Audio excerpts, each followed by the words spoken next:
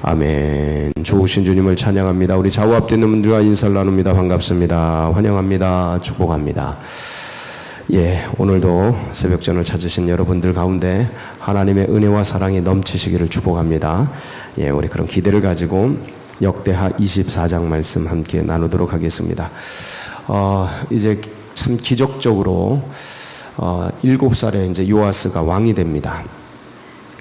그 아달랴의 그 피 튀기는 철권 통치, 숙청하고 피바람 부는 그런 아래에서 이 요아스가 6년간 성전 안에서 잘 자라나게 되고, 그리고 드디어 여호야다가 때를 정하고 용기를 내어서 이제 이 요아스를 자기가 키운, 잘 선하게 키운 요아스를 왕위로 이제 세우게 됩니다. 등극을 시킵니다.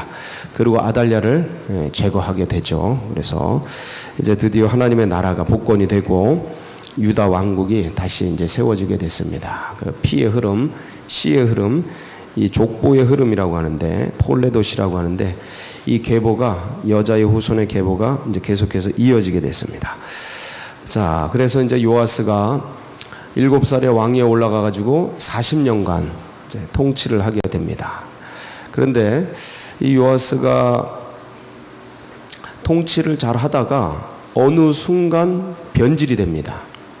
그러면 안 되겠는데, 그렇지만 변질이 됩니다. 역사 속에서 기록된 사실이라, 이 하나님의 은혜 속에서 세워진 이 요아스가, 그리고 참 선한 여호야다와 그 많은 사람들의 선한 영향력을 가졌던 이 요아스가 어떻게 이렇게 갑작스럽게 변질이 될까?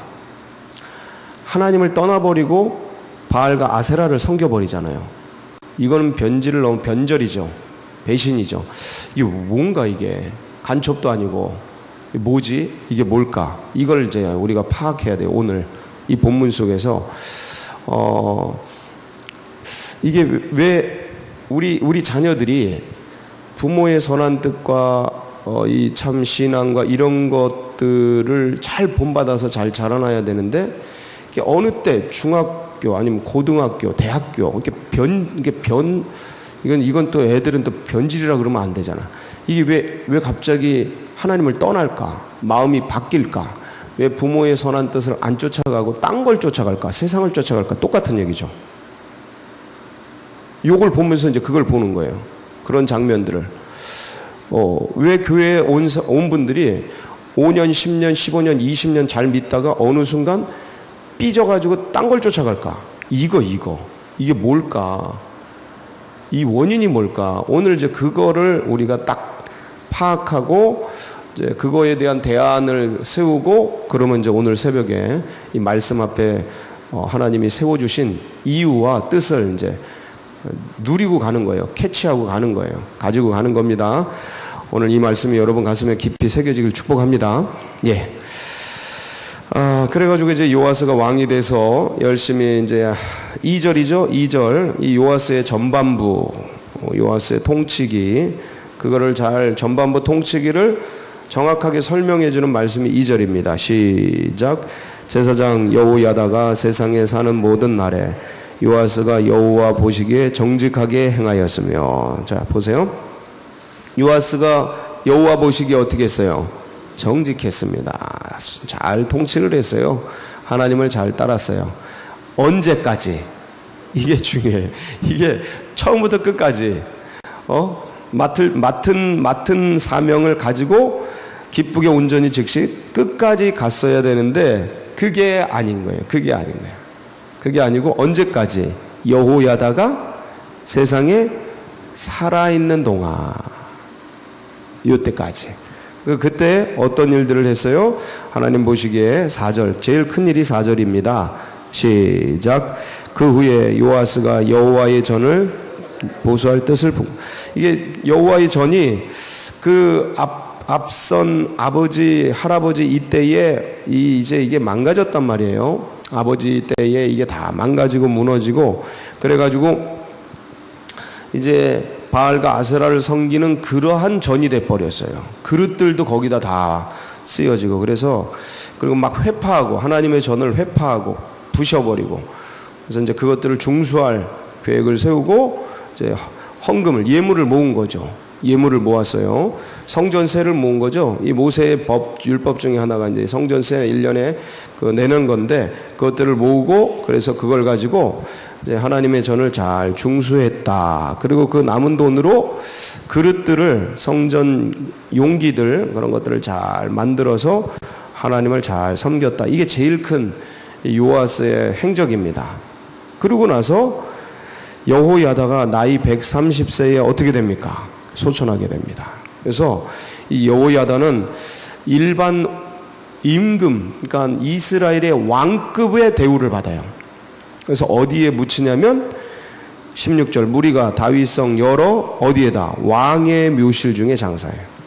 이 여호야다가 한 일이 너무 위대해서 이 끊어졌던 유다 왕가, 이 메시아의 족보를 보호하고 지키고 연결한 사람이잖아요. 위대한 일을 했어요. 그래서 왕의 대접을 받습니다. 근데 웬걸 이 요아스는 왕의 묘실에 들어갑니까? 못 들어갑니까? 못 들어가요. 거꾸로 못 들어가요. 왜 그런 거 하니? 자, 여호야다가 이제 130세에 살다가 소천을 했습니다. 올해도 사셨어요. 장수하셨네. 하나님이 장수의 복을 주셨네. 자, 그런데 17절, 이제 이 여호야다가 돌아가고 나서 유다 방백들이, 방백은 뭐냐면 지방을 다스리는 관료들입니다. 자, 여러분 언제든지 이제 우리도 서울이 있고 지방이 있지 않습니까? 이 서울은 여기에 왕이 있잖아요. 예? 왕이 있잖아요. 한양에 왕이 있고, 이 왕의 통치력이 지방 방백들, 관료들을 통해서 이제 전달이 되게 되는데, 항상 누구나 어느 시대나 그렇지만 이 수도권은 왕이 직접 통치를 하니까 왕권이 강합니다. 근데 지방으로 갈수록 어떻게 돼요? 제주도는 어떻게 돼요? 멀어지는 거예요. 왕권하고 멀어지는 거예요. 이 얘기는 지방 토호들이 있다라는 거예요. 지방 토호들, 지방을, 권력을 장악하고 있는, 이게 중앙에서, 중앙 집권제라서 중앙에서 통치자를 내보내지만 이 통치자는 몇 년마다 바뀌는 사람이고, 이해가 되시죠? 뭐 3년마다 5년마다 바뀌는 사람이고, 거기를 실질적으로 살면서 오래도록 권력을, 기득권을 가지고 있는 지방 토착 세력이 있다라는 거예요. 어느 나라나, 이거는 뭐 우리나라뿐만 아니라 전 세계 어느 나라나 똑같아요. 우리들도 오래 있으면 오래 산 것 때문에 권한이 주어지잖아요. 그런 것처럼 지방 토착 세력들이 있어요. 이 지방 토착 세력들, 이런 사람들이 이제 방백들인 거예요. 이 사람들이 그 앞에 때에 바알과 아세라를 섬겼던 사람들이에요. 거기에 이해관계가, 그 이해관계가 얽혀서 그 권력을 가지고 살았던 사람들이에요. 그러니까 그들이 올라와서 요아스에게 뭐라 그러는 거예요? 우리 바알과 아세라를 따르자라는 그런 어떤 암암리의 그런 얘기들을 한 거죠. 자, 그래서 17절, 18절 같이 읽습니다. 시작.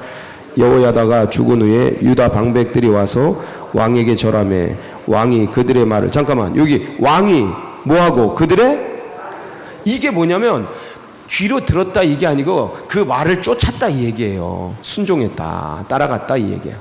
그러니까 유다 방백들이 무슨 얘기를 하면 귀로 듣고, 아, 그거는 이게 취하고 받고 그건 안 된다, 하나님의 뜻에 위배된다, 이렇게 정리를 했어야 되는데 그게 아니고 그들의 말을 솔깃해서 따라갔다 이 소리죠. 그러니까 18절 이렇게 되는 거예요. 시작. 그의 조상들의 하나님 여호와의 전을 버리고 아세라 목상과 우상을 섬겼으므로 그 죄로 말미암아 진노가 유다와 예루살렘에 임하니라. 아, 이게 어떻게 이렇게 갑작스럽게 이렇게 될 수 있을까? 왜 이렇게 되나? 적어도 그래도 양심이 있고, 아니 믿음이 없으면 의리라도 있어야지. 어떻게 여호야다가 죽었다고, 아버지 같은 그분이 죽었다고 그냥 바로 돌아서나, 무슨 변절장가 배신장가 기다렸나? 간첩이야? 이거 뭐야? 이 바알과 아세라가 심은 간첩이야? 이거 뭐지? 이게 왜 이렇게 되나? 이유가 있습니다. 이유가 있어요. 왜 그렇게 되는지.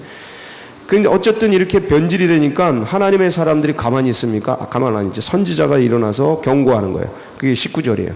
그러면 안 된다. 주님께로 돌아와라. 하나님이 보내시죠.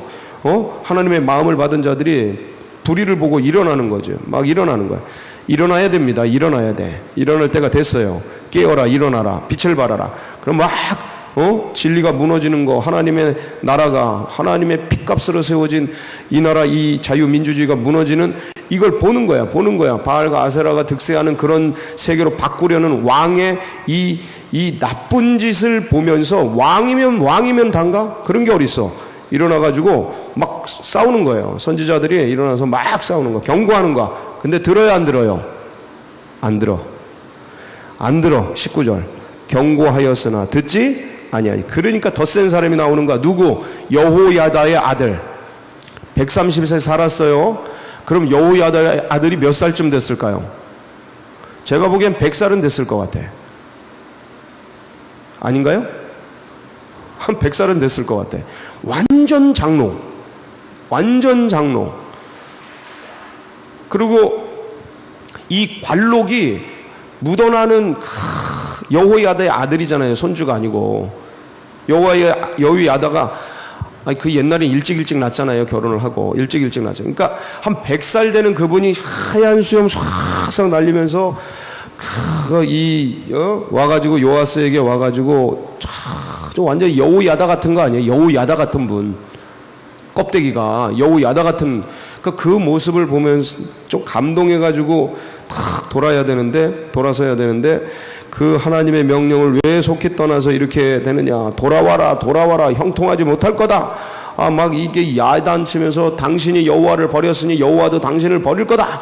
막 이게 야단치는 건 돌아오라 그러는 거 아닙니까? 앞에 있는 선지자들이 여러 명이 가가지고 경고했는데도 안 돌아서니까 이분이 이제 책망하는 거 아니에요. 너 그러면 망한다.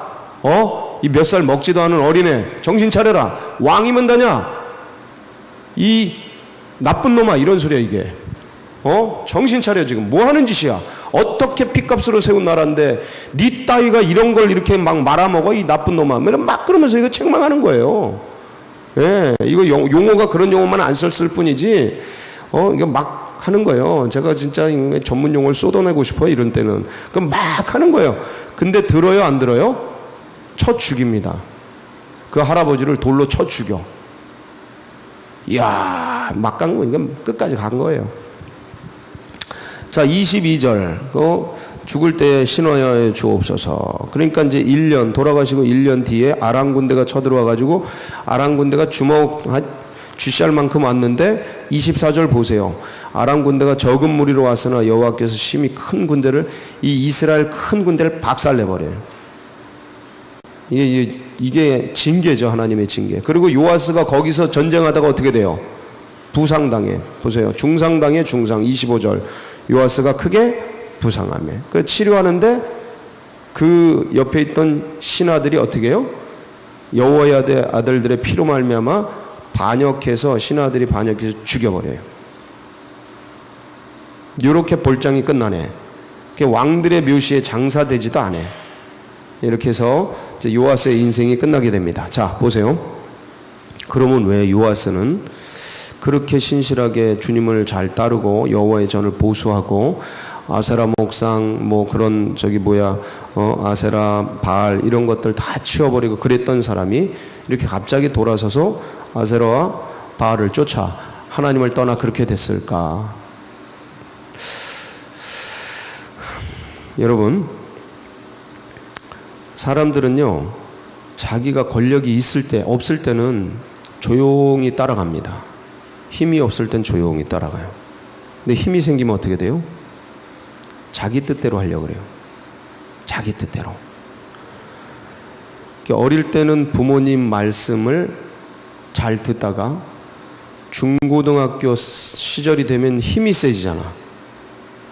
등치가 엄마보다 커, 일단. 그때부터 엄마 말 들어요, 안 들어요? 어릴 땐 힘이 없으니까 가만히 있다가 커지니까 그때부터 말대꾸하고 자꾸 덤벼. 때리지도 못해. 이젠 때리면 어떻게 돼요? 왜 이러세요 엄마? 그러면서 막 팔 잡고 그래요. 여러분들은 안 그런가 본데 많은 애들이 그렇습니다. 많은 애들이. 안 그러신 분들은 정말 감사한 거예요. 주님께 감사하시고 이렇게 해서 많은 애들이 그래요. 그러면서 이제 힘이 생기면 마음이 슬슬 바뀌기 시작하죠. 자, 그러면서 힘이 생기는 것과 동시에 진짜 신앙을 가졌어야 돼. 진짜 신앙. 그러니까 이 요아스는 여호야다가 살아있을 때 보여준 하나님을 믿는 믿음의 모습을 이 여호야다를 통해 하나님을 만났어야 되는데 그게 아니고 누굴 따라간 거예요? 여호야다를 따라간 거예요. 이게 롯의 실수고 이 요아스의 실수예요.